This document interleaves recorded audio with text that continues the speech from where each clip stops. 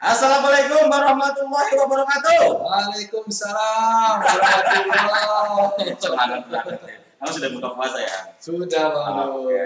Ilham Maulana. Aduh. Suara saya kalau salah jadi silakan. Jadi tadi bukanya langsung minum kopi jadi begini.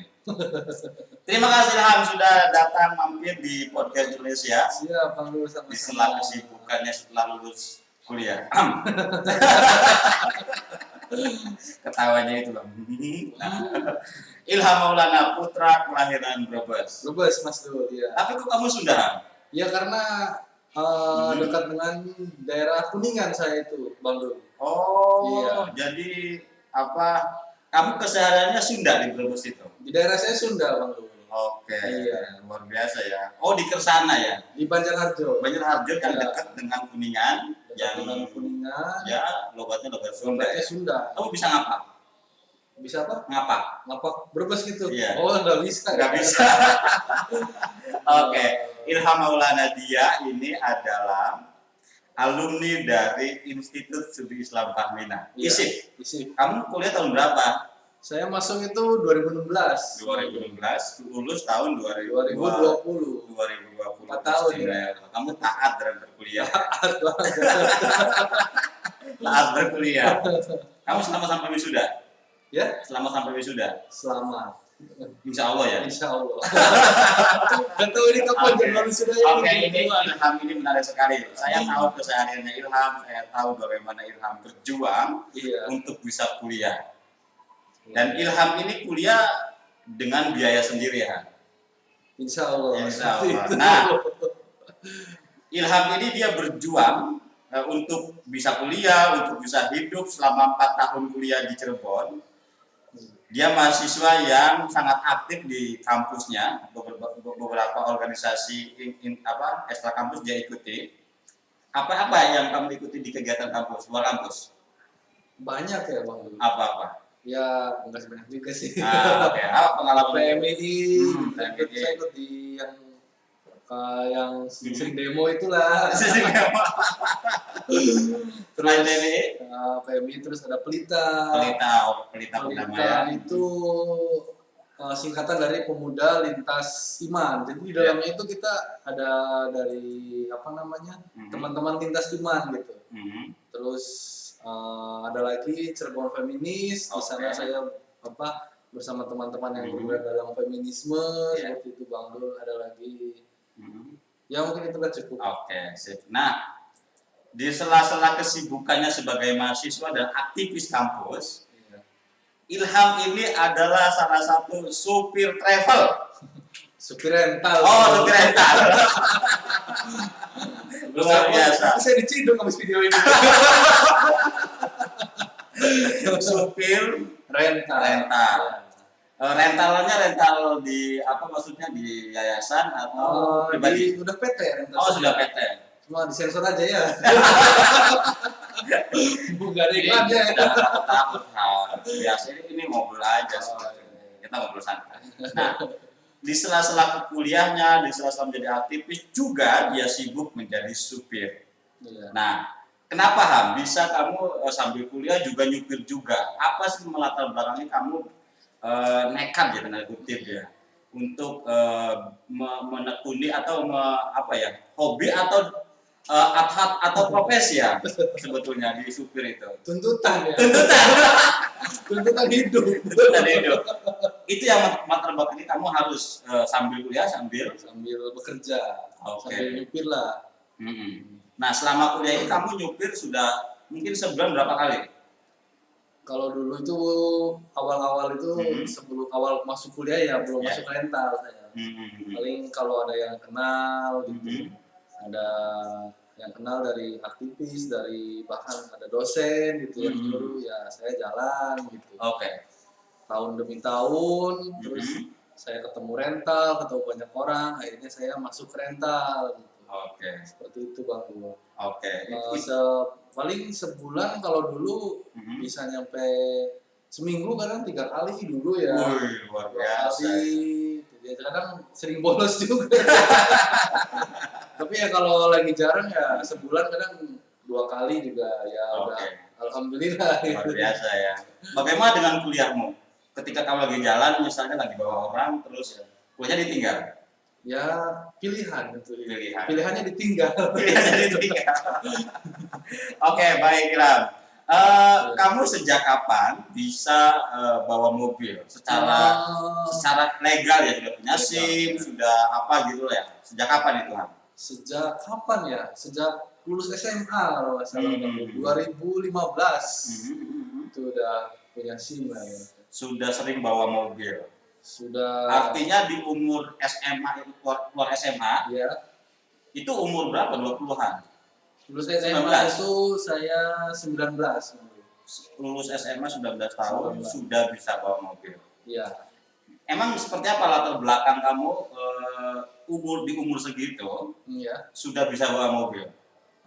Kebetulan itu bakat turunan. Bakat turunan, oke. Kebetulan bapak saya emang supir gitu di kampung, jadi sering disuruh orang untuk mengantar ke rumah sakit lah atau ke kadang nyebut di bandara. Gitu. Makanya saya kadang diajarin bapak saya gitu. Nyupir itu. Itu yang kemudian kamu tertarik di dunia driver. Oke, menarik. Lantas bagaimana respon orang tua kamu ketika kamu kuliah sambil bekerja, tanda kutip seperti itu? Gimana? Yang penting hati-hati, itu kata ibu yang saya. Yang penting hati-hati. Oke, luar biasa, keren ini. Jarang ya orang kuliah itu ya kalau kita hanya kuliah saja di dalam kampus kita tidak mendapatkan apa-apa. Iya, betul. Kalau kita banyak ya supir driver itu keuntungannya ya tahu pengalaman kan, tahu daerah, tahu banyak orang, minimal interaksi dengan orang luar. Kalau kita hanya di kampus saja ya nemu dosen lagi, teman-teman mahasiswa lagi, begitu. Nah, saya kira di jalan itu ya banyak sekali realitas yang bisa dikaitkan dengan kampus. Nah, ini luar biasa sekali. Nah, Ham, kamu selama waktu mahasiswa itu penghasilan itu berapa menjadi driver itu? Tergantung ramai tidaknya berapa. Oke. Cukup untuk kuliah sebulan misalnya atau minimal orang tua nggak ngasih besteran kamu, ngasih uang kos gitu. Insya Allah cukup lah untuk bayar SPP, bayar kosan, untuk untuk hidup lah gitu. Hidup dalam kategori yang sederhana gitu. Insya Allah cukup gitu Bang. Cukup ya. Okay. Sambil ngerokok ya Bang Dul? Ngerokok dong, ngerokok santai aja. Maaf ya kita sambil ngerokok. Oke, Ilham, baik. Ya, saya tahu betul Ilham bagaimana dia perjuangannya menjadi seorang mahasiswa dan juga harus berbagi waktunya pengetahuan di luar kampus dan juga untuk menghidupi dirinya sebagai mahasiswa. Tentu saja menghidupi diri sendiri dan juga membayar kampus. Nah, baik. Apa yang didapat, pengalaman apa menjadi seorang driver rental itu? Banyak sih, banyak teman. Terus tahu tempat-tempat yang sebelumnya belum tahu. Atau kadang bertemu dengan orang-orang hebat. Gitu. Kadang kalau yang di bawahnya orang hebat kita ketemu orang hebat lagi gitu, walaupun posisi kita juga driver gitu. Betul. Lantas kalau dikaitkan dengan pengetahuanmu sebagai mahasiswa itu seperti apa realita di luar itu? Maksudnya? Ya maksudnya apa? Kamu melihat realitas luar kan? Yang didapat diintegrasikan dengan pengetahuan di kampus. Secara teori lah misalnya begitu.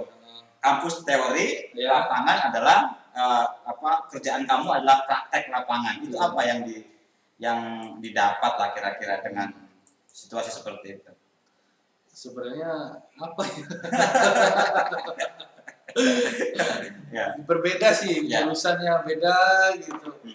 Kita kan jurusan saya kan ekonomi. Nah, Nah, paling ya melihat perekonomian gitu. Itu yang dilihat selama di jalan lah di luar gitu ya. Baik kan, terima kasih. Kalau bagaimana respon misalnya dosen kampus itu seperti apa? Kamu bekerja sambil kuliah sambil bekerja?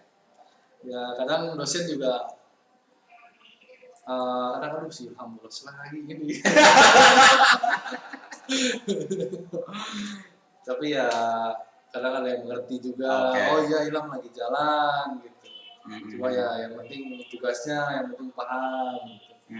Cuma kan kita kan dibatas juga untuk libur itu Bang.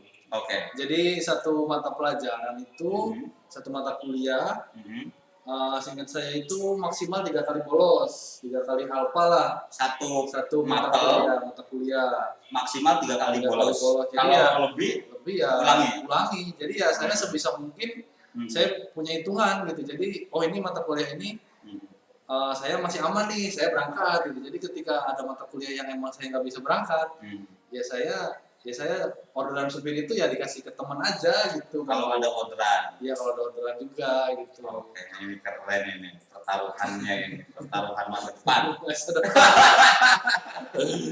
Oke, sekarang kamu sudah lulus kuliah, sudah menjadi S1. Lantas apa? Misalnya kamu tetap masih menggeluti profesi itu? Untuk saat ini ya Bang, karena ini.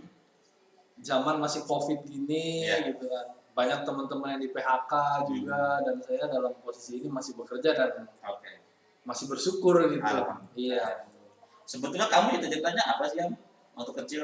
Cita-cita saya apa ya? Jadi dokter.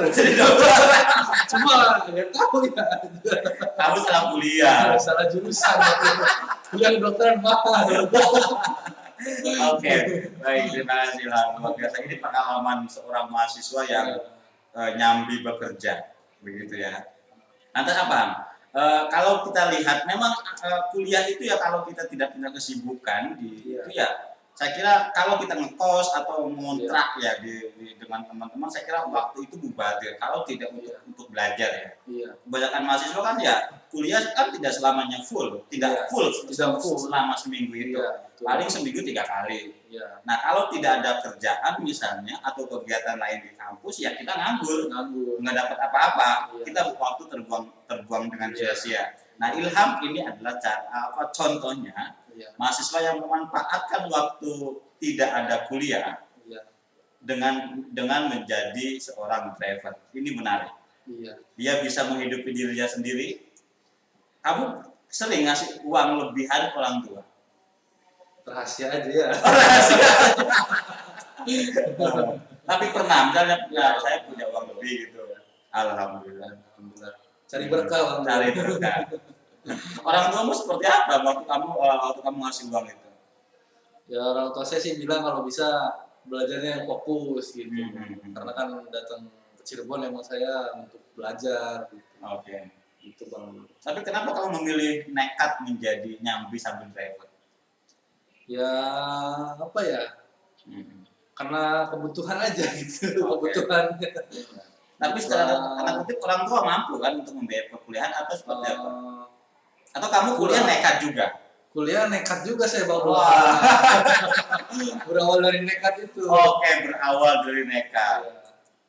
Karena kan awal tadinya kan nggak kepikiran untuk kuliah gitu. Iya. Pikiran saya ketika SMA itu lulus SMA kerja, ternyata kerja ya lulus susah. SMA juga paling jadi babu juga kan. Jadi pesuruh juga makanya oh iyalah ada apa kita harus kuliah gitu pikir saya waktu itu. Dan kebetulan teman saya ada yang diisi di kampus ini yang sudah duluan kuliah. Jadi kakak lah ya. Kakak kelas. Padahal satu angkatan waktu SMA. Padahal waktu SMA satu angkatan satu kelas gitu. Nah, jeda dari kamu keluar SMA lalu masuk kampus itu daftar kuliah itu berapa tahun? 1 tahun waktu. Oh, jeda setahun dulu. Jadi saya sempat bekerja setahun di Jakarta gitu karena kan ekspektasi biasa lah orang yang baru lulus kan ekspektasi Jakarta itu wah gitu kan. Istimewa ibu kota. Kalau anak muda keluar SMA langsung masuk ke Jakarta, wow. Wah, ternyata ketika datang ke sana gitu, kita mau apa sih? Mau ngapain ya? Itu mau apa ke sini ya? Gak punya, lu bisa apa gitu kan ya kata orang Jakartanya gitu. Makanya kerja gitu ya, serabutan di sana juga cari temen. Nah, ada info di kampus, ya udahlah saya cabut dari Jakarta gitu balik ke Cirebon. Oke, itu yang kemudian kamu mendapat ilham. Sesuai namanya ilham. Luar biasa ilham. Nah, Bang Ilham, ada nggak sih kamu motivasi kamu dalam hidup itu apa? Ya motivasinya eh, apa ya, ketika apa, kalau yang dosen saya katakan itu isilah dari leher ke atas gitu. Jadi jangan leher ke bawah gitu. Makanya walaupun saya kerja juga saya harus ada investasi dari leher ke atas itu Bang Do. Jadi bisa pengetahuan intinya. Oke. Leher ke atas itu maksudnya pengetahuan, mencari pengetahuan. Dan pengetahuan nggak di kampus, makanya aktif di organisasi, di beberapa organisasi gitu, walaupun kadang molor, kadang ngaret, kadang nggak ikut gitu Bang Do. Itu yang memotivasi kamu dalam hidup ini. Luar biasa, istimewa. Kapan di sana mau wisuda? Dengar sih ya. Dengar tuh bulan depan. Cuma nggak tahu, ini masih info aja. Baik teman-teman. Masih bisi-bisi tetangga. Kita udah deg-degan ya, bayar berapa ya? Iya, deg-degan. Padahal lagi sepi nih. Polisi di mana-mana. Polisi lagi sepi, lagi masa COVID, driver sepi. Iya. Juga sekarang nggak boleh mudik. Nggak boleh mudik. Ya, biasanya itu panen itu Bang dari kita itu. Oh, biasanya setiap mendekati Hari Raya Idul Fitri, kamu sebagai driver panen? Bisa dikatakan seperti itu. Wow. Cuma ya 2 tahun terakhir ini ya nggak bisa apa-apa Bang Du. Iya. Karena si corona ini. Ilham, sarjana S1 Ekonomi Syariah. Profesi sebagai driver, kamu merasa gengsi atau bangga? Sebenarnya biasa aja Bang Du. Karena yang penting kerja kita halal gitu. Oke. Dengan label kamu sebagai sarjana ekonomi seperti apa? Label mah kita ya di kampus itu, di teman-teman, tapi ketika saya datang ke garasi, ke tempat rental ya kita sama-sama ngobrol aja, sama-sama supir gitu ya. Sama yang tua, sama yang muda, sama yang maaf ya anak sekolah juga ada, sama-sama supir gitu, kita berbagi ilmu di jalanan lah gitu. Wah, istimewa. Kita sama gitu ya. Sama. Senasib. Artinya kamu tidak punya rasa malu sebagai sarjana S1 dalam profesi sebagai driver. Saya kira saya pernah dibilang saya juga driver dulu. Iya. Saya driver yayasan Pembina. Orang tua kita, dosen kita, bahwa driver itu adalah profesi yang sangat mulia, profesi yang sangat banyak pengetahuan yang didapat. Kita ketemu banyak orang, ketemu pengalaman, ketemu daerah-daerah yang kalau kita tidak jadi driver nggak mungkin kita ke sana. Oke, terima kasih Ram. Sudah sempatkan ngobrol bareng di podcast Indonesia ini. Ada masukan, artinya kata-kata bijak ini kepada teman-teman, ada nggak? Sedikit paling. Ya. Jangan gengsi, apapun itu pekerjaan kita. Yang penting halal itu. Oke, sip. Yang penting halal dan kita sehat. Sehat. Oke, Ilham.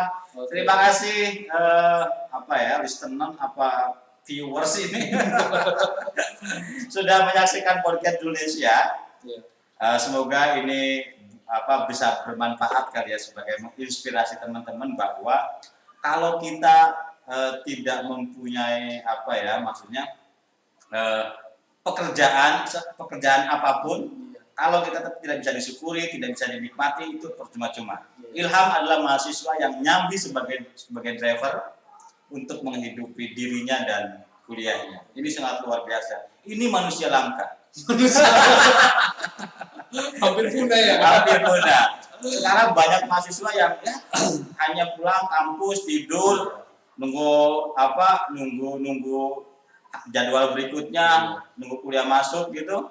Selebihnya tidur di kosan.